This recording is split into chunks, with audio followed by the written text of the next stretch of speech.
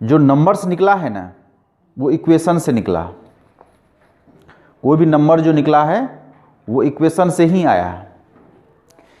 जैसे कि मान लीजिए x plus 1 is equal to 2 है और आप चाहते हैं x का वैल्यू निकालें, तो आप कहेंगे ना 2 माइनस 1, तो आप कहेंगे 2 माइनस 1 1 होता है। तो ये 1 इसलिए होता है क्योंकि 1 के बारे में हम जानते हैं कि नेचुरल नंबर, अगर नेचुरल नंबर का सेट आपको पता है तो नेचुरल नंबर के सेट में क्या होता है, काउंटिंग नंबर ना होता है, वो स्टार्ट करता है 1 2 3 4 से लेकर के बढ़ता है। तो जब आपके पास 1 है 2 है 3 है, आप जान रहे हैं उसके बारे में, तो आप कहेंगे कि हाँ x इज इक्वल टू 1 इसका सॉल्यूशन हुआ। ठीक है। अगर आपके पास n हो तब, n मतलब नेचुरल नंबर का सेट अगर हो 1 2 3 4 से लेकर के आगे तक, तो इसके सेट पर हम इसका सॉल्यूशन निकाल सकते हैं। लेकिन फिर आगे क्या हुआ, मान लीजिए कभी इक्वेशन ऐसा मिल गया कि x plus 1 is equal to 1, तो आप x को सॉल्व करेंगे तो 1 माइनस 1, तो अभी तो 1 माइनस 1 करके तुरंत हम लोग कर देते हैं कि 0 हो गया। लेकिन जिस टाइम में 0 नहीं था उस टाइम में दिक्कत होती होगी कि नहीं होती होगी। तो जिस टाइम में 0 नहीं था, जिस टाइम में केवल नेचुरल नंबर था, और उस टाइम अगर इस तरह का इक्वेशन मिल गया तो फिर तो सॉल्यूशन संभव नहीं था।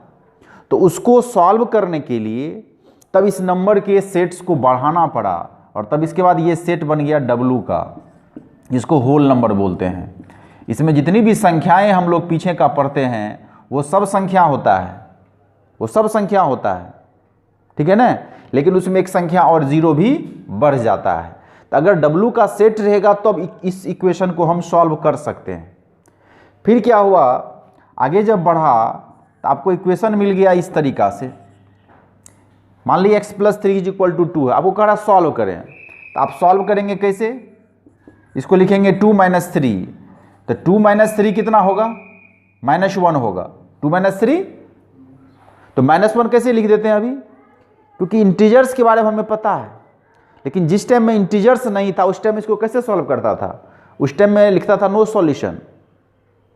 तो तब क्या हुआ, इंटीजर्स का सेट जो है बनाया गया, जिसमें क्या होता है कि +1 भी होगा माइनस 1 भी होगा, +2 भी होगा माइनस 2 भी होगा, और इस जितने भी संख्याएं हैं उसके साथ साथ इसमें 0 भी होगा। 0 होगा, +1 होगा माइनस 1 होगा, +2 होगा माइनस 2 होगा, +3 होगा माइनस 3 होगा। इस तरह से ये सेट बढ़ते जाता है, जिसको कि हम स्टैंडर्ड फॉर्म में ऐसे भी लिखते हैं 0 +-1 +-2 +-3 से लेकर के इन्फिनिटी तक, या इसे ऐसे भी लिखा जाता है -3 -2 -1 0 1 2 3 से लेकर के। तो आप किसी भी तरीका से z को रिप्रेजेंट करते हैं, इंटीजर्स को रिप्रेजेंट करते हैं। तो जब ये सेट रहेगा तो फिर इसका सॉल्यूशन हम कर सकते हैं कि हाँ x इज इक्वल टू -1 इसका सॉल्यूशन हुआ। ठीक है ना। ऐसे ही फिर आपको मिला अगला इसका, जैसे कि 2x इज इक्वल टू 3 है, तो आप क्या कहते हैं x इज इक्वल टू 3/2 कह देते हैं ना। तो 3/2 जो मिला ये तो फ्रैक्शन का ना फॉर्म हो गया। अभी तक तो कहीं कुछ फ्रैक्शन वाली कोई बात ही नहीं है, और आपको कह रहा है इसको सॉल्व करें। तो इसको सॉल्व करना है, इस सेट पर तो संभव नहीं होगा, लिखना पड़ेगा नॉट पॉसिबल। तो इस इक्वेशन को सॉल्व करने के लिए फिर इस सेट्स को बढ़ाना पड़ा, और वो सेट्स बढ़ के क्या हो गया, तब हो गया Q, जिसको बोलते हैं सेट ऑफ रेशनल नंबर। क्या बोलते हैं, सेट ऑफ रेशनल नंबर, जो कि P/Q के फॉर्म में होता है, जहाँ पर बोलते हैं Q does not equal to 0, और P और Q के बारे में क्या बोलते हैं कि ये ऊपर और नीचे दोनों इंटीजर है, ऊपर भी इंटीजर होगा नीचे भी इंटीजर होगा, लेकिन नीचे का टर्म 0 नहीं होगा। तो इस सेट पर तब इसका सॉल्यूशन आपको संभव हो जाएगा x इज इक्वल टू 3/2। बात समझ में आ रही है। फिर ऐसे ही क्या हुआ, एक इक्वेशन मिला x² इज इक्वल टू 2। अब x² इज इक्वल टू 2 मिला और आपको x का वैल्यू चाहिए, तो अभी क्या करते हैं, x निकालने के लिए कहते हैं ये स्क्वायर जाएगा उधर रूट हो जाएगा, रूट को प्लस माइनस के साथ लिखा जाता है, +-√2 बोलते हैं। आखिर √2 कैसे √2 अभी तक मिला है आपको कहीं, √2 इसमें है, इसमें कहीं नहीं है √2। आप √2 का सॉल्यूशन लिख दीजिएगा। कैसे लिखिएगा, आपके पास सेट ही नहीं है तो कैसे लिखिएगा। तो इस इक्वेशन को सॉल्व करने के लिए तब इस सेट को भी आगे बढ़ाना पड़ा, तब वो सेट हो गया Q कॉम्प्लीमेंट का। बात समझ रहे कि नहीं? क्यू कॉम्प्लीमेंट, तो क्यू कॉम्प्लीमेंट में जो है वो जितने भी प्राइम नंबर का स्क्वायर रूट है वो सब, जैसे पाई है, ई है, ई वगैरह सब, यानी कि नॉन रिक्यूरिंग डेसिमल जो होता है, रिक्यूरिंग और नॉन रिक्यूरिंग दो डेसिमल आप लोग पढ़े होंगे। रिक्यूरिंग का क्या मतलब होता है, जैसे कि 2.343434 करके ये बदल रहा, तो ये देखिए दोनों आपको चेंज कर रहा है, मतलब दोनों सेम ही है, 343434 का सेट चेंज कर रहा है, तो ये होता है रिक्यूरिंग। इसको पी वाई क्यू के फॉर्म में लिख सकते हैं। लेकिन अगर कहते हैं 3.4567103217 करके इस तरह से है, देखिए इसमें क्या लगता है, अब 7 के बाद क्या आएगा कुछ पता है, तो इसको बोलते हैं नॉन रिक्यूरिंग। तो नॉन रिक्यूरिंग जो होगा उसको पी वाई क्यू के फॉर्म में नहीं ला सकेंगे, तो ये आपको इरेशनल हो जाएगा, तो ये रेशनल हो जाएगा। तो तब इसके सेट्स को बढ़ाया गया, तब आया क्यू कॉम्प्लीमेंट की इरेशनल्स। अब क्या हुआ, इस दोनों को जब मिला दिया गया तब वहां से क्या बना, आर बना, तब वहां उसी को बोलते हैं आर। आर मीन्स हो गया रियल नंबर का सेट, क्या हो गया, जिसमें क्यू भी रहता है और क्यू कॉम्प्लीमेंट भी रहता है, तो रियल नंबर का सेट हुआ, जो कि आप लोग मैट्रिकुलेशन तक पढ़े होंगे, सबसे बड़ा सेट होता है रियल नंबर का, सारा काम रियल में भी करते थे। लेकिन इक्वेशन में ही क्या हुआ, कभी आपको मिल गया x square is equal to -1, ऐसा मिल सकता है, जैसे x square is equal to 2 मिला, तो आप इसको सॉल्व किए ना इस तरीका से, एक्स इज इक्वल टू +-√2 करके, आपको दे देंगे 10th, आप लोग 10th पास करके आए हैं, आपको दे देंगे x square is equal to -1, solve करिए इसे, क्या आप सॉल्व कर पाएंगे? और इसका नमूना आपको मिला होगा क्वाड्रेटिक इक्वेशन में, पढ़े थे क्वाड्रेटिक इक्वेशन, उसमें डी अगर निगेटिव होता था तो क्या सॉल्व करते थे, उसको नहीं कर पाते थे, क्या लिखते थे, no solution exist here, unreal roots, अवास्तविक रूट है। डी नेगेटिव होता था तो आप सॉल्व नहीं कर पाते थे। सेम वही बात यहाँ पर है कि अगर x square is equal to -1 है और सॉल्व करेंगे एक्स इज इक्वल टू, तो कहेंगे कि -1 का रूट, अब -1 का रूट आप जानते ही नहीं है, तो फिर तब संख्या के सेट को और बढ़ाना पड़ा, और जब नेगेटिव का रूट्स की बात आई तब हम लोग इंटर कर जाते हैं कॉम्प्लेक्स नंबर में। समझ में आई? नेगेटिव का स्क्वायर रूट जो है वही इसका यहाँ फाउंडेशन है। यहाँ पर कॉम्प्लेक्स नंबर में नेगेटिव के स्क्वायर रूट पर ही हम लोग चर्चा करते हैं। कैसे चर्चा करते हैं, थोड़ा सा हम हिंट्स कर दे रहे हैं। -1 का जो रूट होता है इसको आयोटा कहा जाता है। -1 का जो रूट होता है इसको आयोटा कहा जाता है, और यहीं से iota square is equal to -1 करके जो टर्म आता है, इस टर्म को हमें याद रखना पड़ता है। आई क्या है, -1 का स्क्वायर रूट, ऐसे बोलना है। आई क्या है, -1 का स्क्वायर रूट है, तो जब स्क्वायर रूट को इधर ले जाएंगे तो क्या होगा, आई स्क्वायर इजकल टू -1, तो आयोटा स्क्वायर इजकल टू -1, ये ध्यान रखना है। अब आयोटा कोई भी वैल्यू जो है वो स्क्वायर के संदर्भ में ही निकालते हैं। जैसे आयोटा का क्यूब रहेगा, इसको लिखेंगे आयोटा स्क्वायर इंटू आयोटा, तो -1 इंटू आयोटा, तो क्या हो जाएगा, माइनस आयोटा होगा, नहीं होगा? आयोटा पे पावर 4 रहेगा, कैसे लिखेंगे, आयोटा स्क्वायर का स्क्वायर, तो -1 का स्क्वायर हो जाएगा, +1 हो जाएगा। समझ रहे कि नहीं? आयोटा पे पावर 10 रहेगा, कैसे करेंगे, आयोटा स्क्वायर पे पावर 5, तो -1 पे पावर 5 कितना हो जाएगा, -1 हो जाएगा। समझ रहे हैं ना? तो ये आयोटा का काम होता है। इसी आयोटा पर क्या हुआ, आपको सी सेट ऑफ कॉम्प्लेक्स नंबर बनाया गया।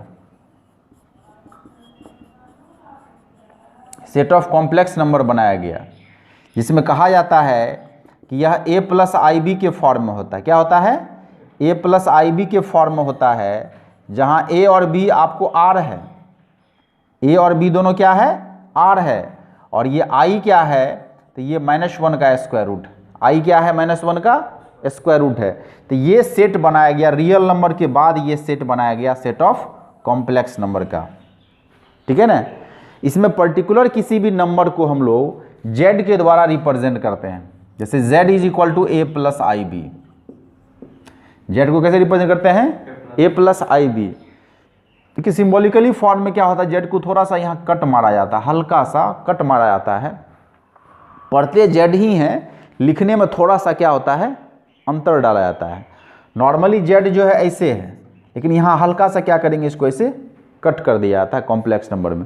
लेकिन हम लोग नहीं भी करते, लेकिन देखिएगा बुक वगैरह सब ऐसा किया रहता है, समझ रहे हैं। तो जेड इज इक्वल टू अगर ए प्लस आई बी लिखा हुआ है तो ये ए जो है इसको बोलते हैं रियल पार्ट। क्या बोलते हैं, रियल पार्ट होता है ये, इसको बोलते हैं कि ये वास्तविक भाग है। और ये जो बी होता है इसको बोलते हैं इमेजिनरी पार्ट। इसको क्या बोलते हैं, इमेजिनरी पार्ट, इसको काल्पनिक भाग कहा जाता है। इन सिंबल REZ लिखा जाता है, जिसको बोलते हैं रियल पार्ट ऑफ जेड। तो रियल पार्ट ऑफ जेड में यहाँ ए आएगा। जेड का अगर वास्तविक भाग हम पूछेंगे कौन है तो क्या बोलना है, ए है। सिंबल में IMZ कहा जाता है, इसको बोलेंगे imaginary part of Z. Imaginary part में बी होगा। आई का जो कॉफिशिएंट होता है ना, आई का जो कॉफिशिएंट होता है, जैसे यहाँ आई का कॉफिशिएंट कितना, बी है, मतलब आई में कितना से गुना है, तो आई में बी से गुना है। तो आई में अगर बी से गुना है तो वो बी ही आपका इमेजिनरी पार्ट कहलाता है। और जो आई के अलावा जो दूसरा टर्म होता है उसको रियल पार्ट बोलते हैं, जिसको सिंबल में हम लोग REZ लिखते हैं। कोई दिक्कत। अब देखिए इसी के आधार पर अगर हमें कॉम्प्लेक्स फॉर्म में संख्या को लिखना रहता है तो हम लोग कैसे लिखते हैं, सो देखिए। ये एक्सरसाइज 10.1 है। एक्सरसाइज 10.1 में एक पहला नंबर का क्वेश्चन है और कह रहा है कि write the following as complex number. क्या कह रहा है, write the following as complex number, ऐसे करके क्वेश्चन है। और पहला नंबर क्वेश्चन क्या दिया हुआ है, -27 का स्क्वायर रूट बोल रहा है, इसे कॉम्प्लेक्स फॉर्म में लिखें। तो सबसे पहला काम इसको लिखेंगे -1 × 9 × 3 लिख सकते हैं।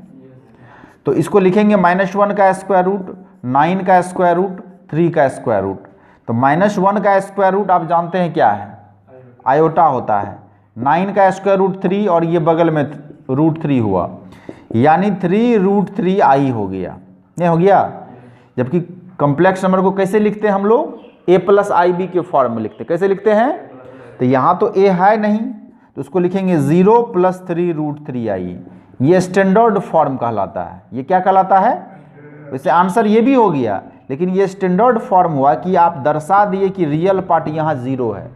रियल पार्ट क्या है, इमेजिनरी पार्ट 3√3i है। समझ रहे हैं ना, ऐसे ही होता है। अब किसी में अगर 2 संख्या रहेगा तो 2 रहेगा तो दोनों का काम करेंगे। जैसे इसी का एक 3 नंबर क्वेश्चन है, यह 4 - √-5 ऐसे करके। अब इसको लिखेंगे 4 - -1 का रूट और 5 का रूट। तो ये हो जाएगा 4 यहाँ -1 होगा, तो -1 का स्क्वायर रूट क्या हो गया, आयोटा हो गया, नहीं हो गया। तो आप या तो आयोटा को पहले लिखिए या 4 - √5 आयोटा, आप दोनों तरीका से लिख सकते हैं। तो यही हो गया कॉम्प्लेक्स फॉर्म में लिखना। कॉम्प्लेक्स फॉर्म में लिखने का मतलब हुआ कि आपको आई लाना पड़ेगा। अब आई के फॉर्म में लिखिए वहाँ पर। तो आई आएगा कैसे, जैसे ही आपको माइनस रूट के अंदर दिखलाई दे देगा तुरंत समझ लेना कि और यहाँ पर आई की बात हो रही है। समझ रहे हैं, नोट करिए सबको जल्दी से। 2 नंबर का क्वेश्चन अगर देखेंगे इसमें तो क्या दिया हुआ, right the real and imaginary part of the following complex number, ऐसे करके दिया हुआ। दूसरा नंबर का जो क्वेश्चन है 2 नंबर का, तो 2 का पहला नंबर जो क्वेश्चन है उसको लेट कर लीजिए।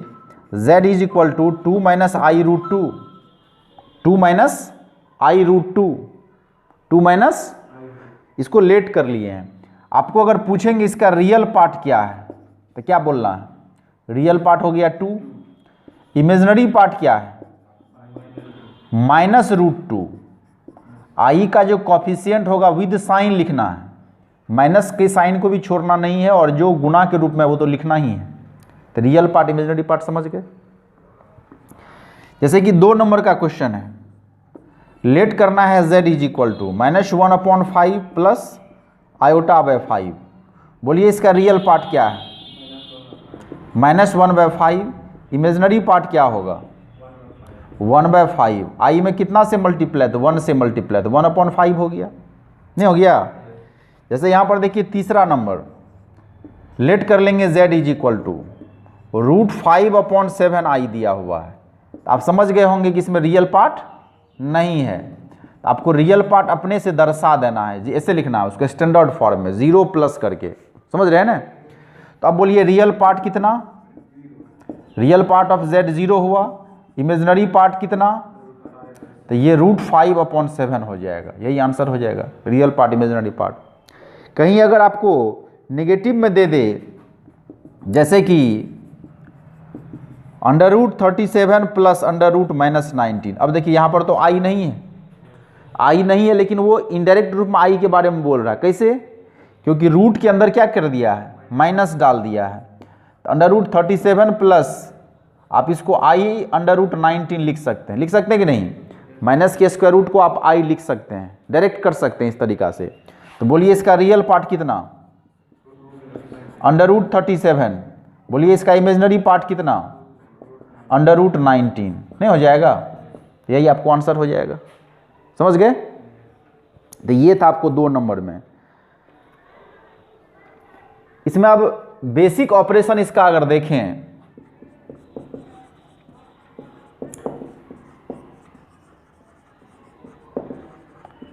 बेसिक ऑपरेशन जो होता है उसमें पहला होता है एडिशन और सब्ट्रैक्शन।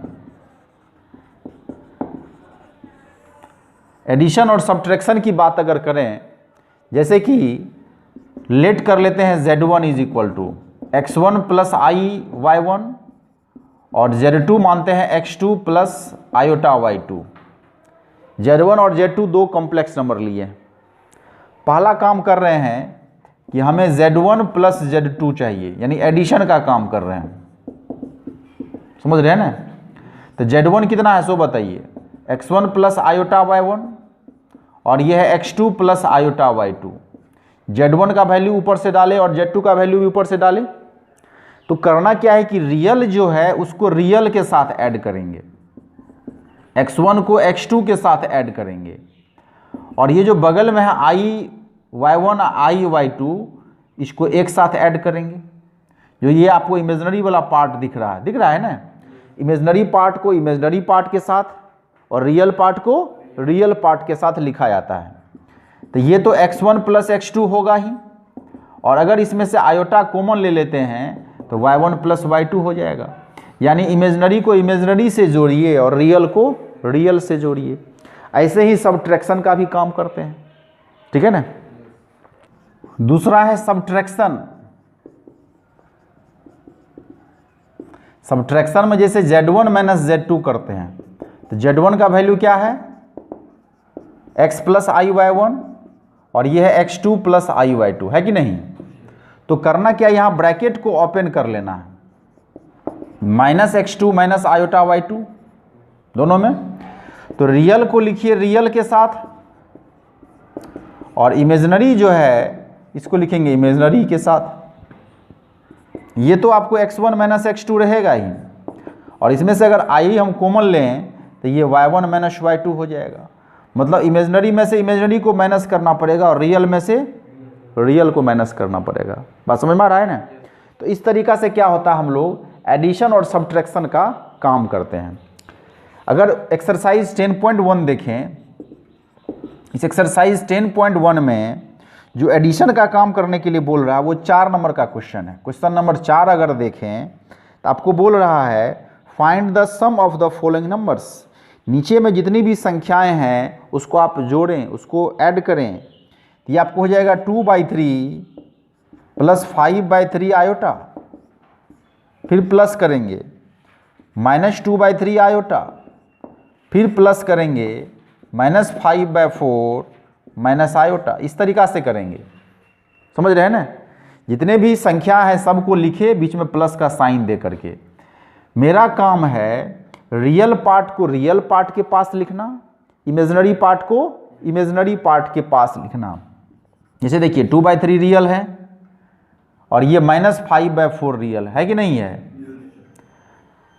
बाकी जो आप इमेजिनरी पार्ट देख रहे हैं,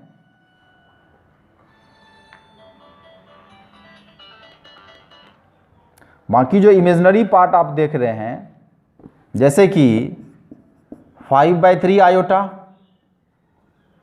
-2/3 आयोटा और माइनस आयोटा, इसको एक साथ लिखेंगे। इसका एलसीएम कितना होगा? 12। कितना होगा? 3 से करेंगे 4, 8, 4 से करेंगे 3 तो 15 हो गया। इसका एलसीएम बोलिए 3, तो ऊपर हो गया 5i -2i और यहाँ पर हो जाएगा -3i। होगा कि नहीं होगा? तो ये कितना हो गया? -7/12 और यहाँ पर देखिए -2 -3 -5 + 5, 0 में आप 3 से डिवाइड करेंगे, कितना हो जाएगा? 0 × i लिख सकते हैं, जान करके 0 × i लिख दिए। समझ गए? यानी आपको ये दर्शा दिए कि ये क्या है? रियल पार्ट क्या है और ये क्या है? ये है इमेजिनरी पार्ट। बात समझ रहे हैं ना? ये रियल पार्ट है तो ये बगल वाला इमेजिनरी पार्ट है, यानी यहाँ इमेजिनरी पार्ट ही 0 हो गया। पकड़ में आ गया ना? तो जब भी काम करना है रियल को रियल के साथ काम करिए और इमेजिनरी को इमेजिनरी के साथ काम करिए। क्वेश्चन नंबर 4 था। समझ गए? यानी कितना हो जाएगा ये? -3 + 2i और -13 + i, ऐसे ना होगा? तो -3 -13 को एक जगह और इस 2i को और i को एक जगह, ऐसे लिखेंगे ना? तो ये -16 हो गया और ये कितना हो गया? 3i हो गया। समझ में आ गया होगा?